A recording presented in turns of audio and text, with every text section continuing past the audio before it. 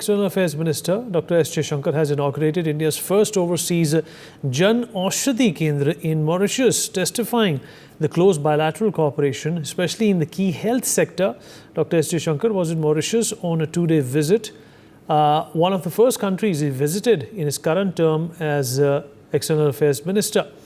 On Wednesday, he jointly inaugurated India's first overseas Jan Aushadhi Kendra with the Mauritian Prime Minister Pravind Kumar Jagannath, who quoted and said, testifying to the close cooperation between our countries, especially in the important sector of health. The Ministry of External Affairs also said in a statement that Jan Aushadhi Kendras have been set up to make affordable generic medicines available to all people.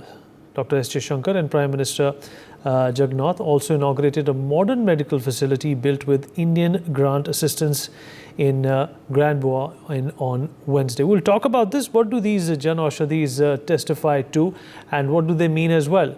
Ambassador Veena Sikri, former diplomat, joins us on the broadcast. Dr. P.S.V. Rao, consultant surgeon, Manipal Hospital, also with us on the show. Dr. Sanjeev Bagai, chairman of Nephron and Padma Shri, also with us on the broadcast. Last but by no means the least, Dr. Sharath Kohli, economist, is also with us on the show. Dr. Bagai, I'll begin with you, sir. Sir, what does this initiative mean to you?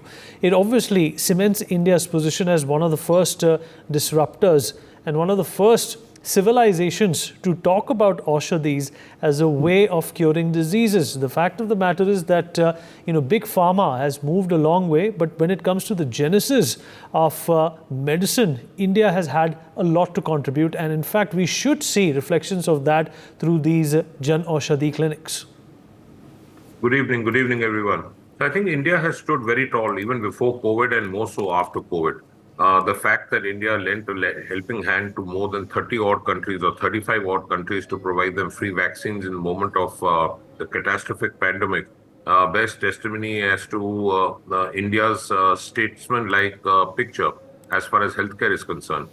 Now, when you look at healthcare per se, it's important to understand that when you are talking of a patient who's coming on an outpatient basis, that means in the clinic and not being admitted, more than 60-70% of the spend is out of pocket, and it's on basically the medications and drugs, be it oral or be it tablets or be it other supplements.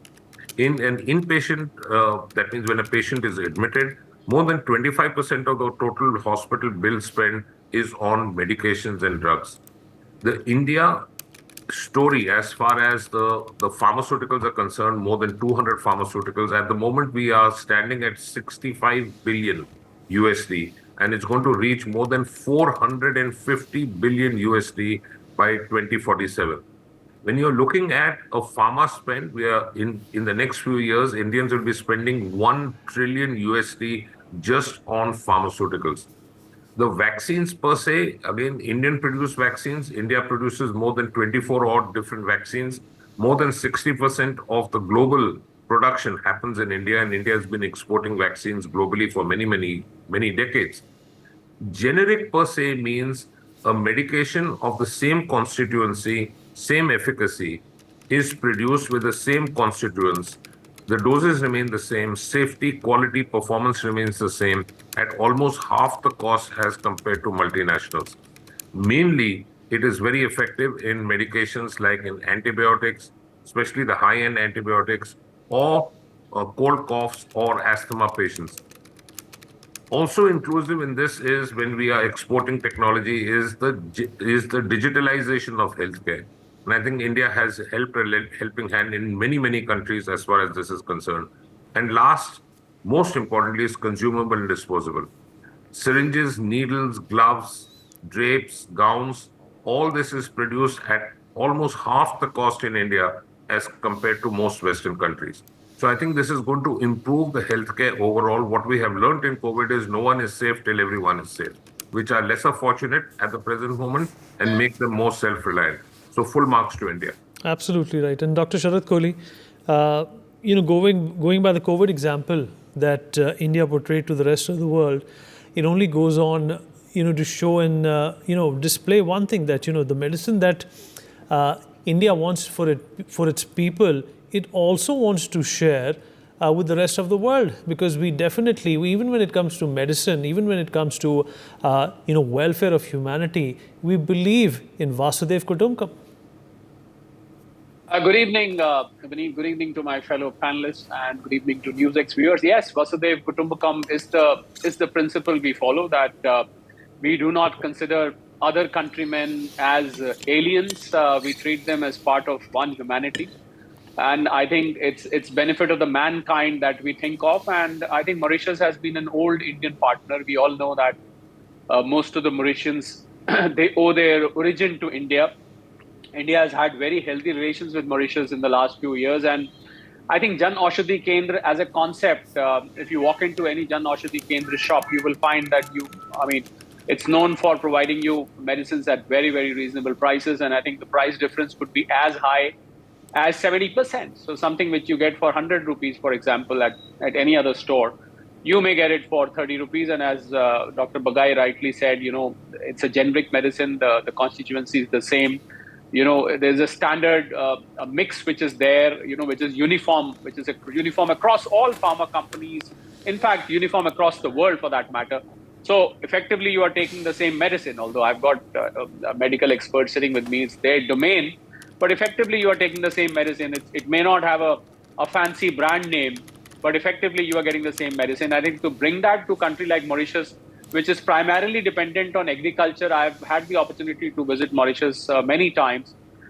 It's primarily either dependent on agriculture or on tourism. And during COVID, I remember in Mauritius when tourism had completely died down, Mauritian government, Mauritian people, Mauritian economy, they were all struggling at that time. They didn't know what to do because agriculture as a percentage does not constitute a major part. Sugarcane is what they grow. And they were struggling with their economy. And they are still recovering, although Mauritius tourism has come back, but not to the extent that they can probably, it's not a very, very rich country, if I put it in a different term. So I think for them, this is a very welcome move. And I think India is friends to its neighbors. The neighborhood first policy can be seen here coming down to action. And Mauritian government should be thankful. I think people like Maldives should learn a lesson, that how India can come to their rescue. They may be a tiny island somewhere out in the Indian Ocean, but the country cares. Tomorrow, if they are in trouble, India will be the first one to come to their rescue. And I think as this Jan Aushadhalaya opened in Mauritius, as it progresses, I think the people of Mauritius will learn as to how India has progressed over the last 10 years, over the last decade, what changes. They will get a real feel of what Indians are benefiting out of the reforms carried out by this government. So they're going to get a first-hand feel, I would say, because they're going to get medicines at cheaper prices. I think the medical center is going to extend. Indian doctors are known across the world. Till as far as America, you go to America and you look for a medical expert, invariably, you will find some Indian doctor or a doctor of Indian origin who will be the best out of the lot, who will most probably be referred to you. So I think medical experts are known across the world. Doctors are very, very popular. And I think with that expertise walking into Mauritius, I can only tell that Mauritian medical system or Mauritian medical help being given to the people is only going to get better from here. It is going to improve Indian-Mauritian relations, overall bilateral trade relations, diplomatic relations.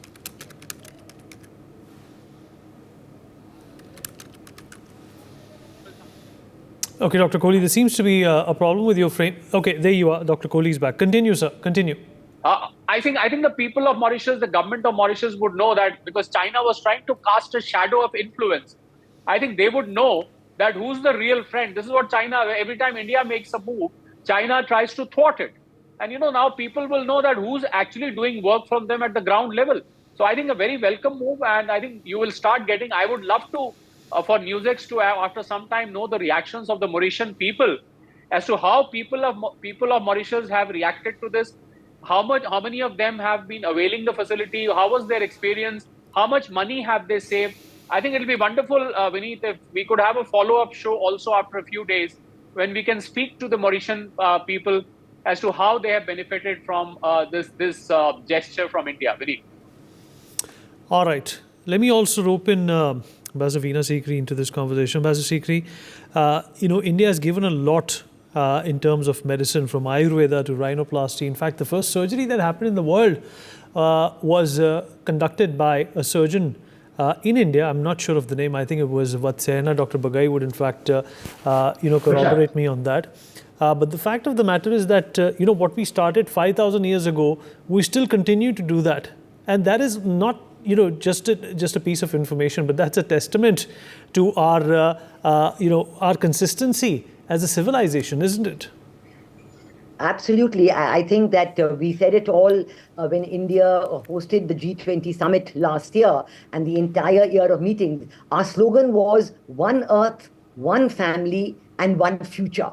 So unless we work together, and the field of health is the most vital of all, because unless you have good health, you have nothing.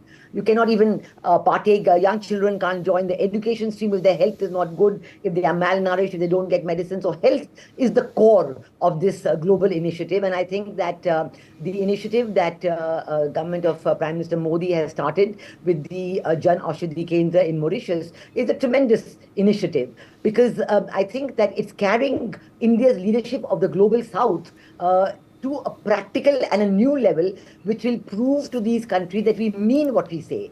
And when we talk about the global south, we actually mean for them. We already showed our deep interest in such humanitarian initiatives during COVID-19 when we launched the Vaccine Maitri initiative. And that was a tremendous success. We supplied 163 million doses of COVID vaccine to 96 countries across the world. And that was an initiative recognized by countries across the world, valued by them. They still talk about it, how it saved the people of their respective countries, how it brought them back to good health, how it prevented them from getting COVID, and so on. Now that we have launched this initiative, I think we have done a great thing.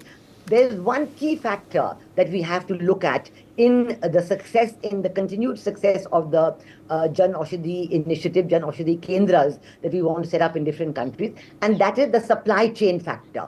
Unless we can maintain the supply chain of generic medicines to the Jan Aushadhi Kendra that we set up, this is the key. This supply chain has to be maintained at all costs for all medicines. And I'm mentioning this because India's pharmaceutical industry used to be the world leader in manufacture of generics. We still are, but the supply chain, the APIs, the active pharmaceutical ingredients are now coming in large amounts from China. So we have to change that. We have to work to change that. We have to make sure that we reduce our dependence to zero on China as far as supply of APIs for generics are concerned. Try to do not only the vaccine initiative, but also other materials like syringes and other, hazmat suits and all that. But the quality was uniformly poor. And many countries rejected that. And in the end, it's India, at a very short notice, we didn't make a single hazmat suit, or even a few we used to make before. But by the end of even a few months, we ramped up our production and we became one of the world leaders in making these hazmat suits. So similarly, now that the government has started this initiative, you're absolutely right, Vinny. This is a very important part of our soft power projection, of our cultural diplomacy, because health is essential to life. You're right in mentioning the example of Sushruta, the famous surgeon thousands of years ago, who started, gave us the benefit of his knowledge and wealth of knowledge in the field of surgery and medicine. And we must continue this now to all our friends in developing countries. There are many, many countries in Africa, in Latin America, in the Caribbean, which will very much welcome this. But the factor is going to be maintaining the quality, maintaining the supply chain, and maybe even sending some of our doctors who could then help out, with the administration of these medicines. It's a very valuable and good initiative, a strong initiative, and I know it will be a great success. Dr. Rao, what is your take on this? And, very correctly, Dr. Bagai has, corrected me. The first surgeon was Sushruta, who is considered to be the father of modern surgery, cosmetic surgery, plastic surgery, and even documented an open rhinoplasty procedure. And this dates back to 6th century BC is what we are talking about. Dr. Rao, your take on this important facet which defines as well as represents Indian culture and to a large extent Indian magnanimity. Good evening, Vinay, to all the panelists and viewers. Shushruta is started the rhinoplasty, which was those whose nose had been cut as a punishment. He came out a way of doing plastic surgery to repair the nose. So he is like a are concerned. And that realization will, of course, slowly dawn on the rest of the world. And we surgeons here in India really take great admiration and have great admiration for what he did those days. Now, coming to the Jan Aushadhi thing. See, Vinesh, there are some issues related to pharma in Africa. Of course, slowly it will depend on the whole of South and later on finally the Western world also.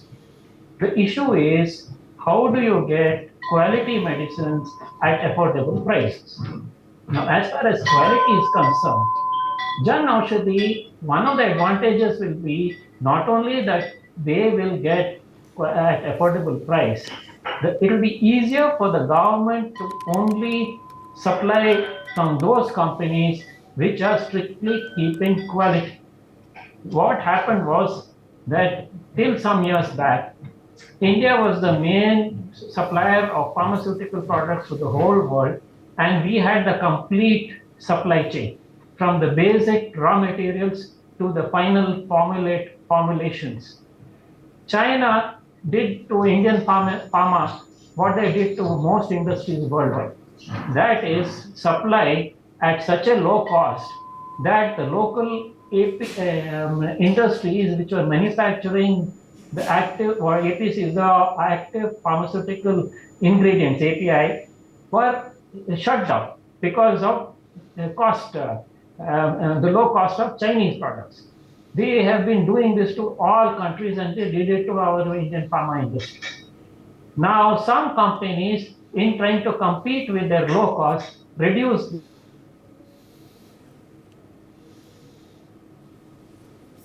in Africa and other nations. You remember the cough syrup and other episodes. So this directly selling through Jan Aushadhi rather than through various commercial supply lines is good for us because we can then ensure quality. And then we need to ensure that's what now the government through its PLI scheme is trying to encourage Indian companies to again start producing all the APIs themselves so that the supply chain is assured. So this can now be slowly spread to the whole of Africa and eventually other parts of the world.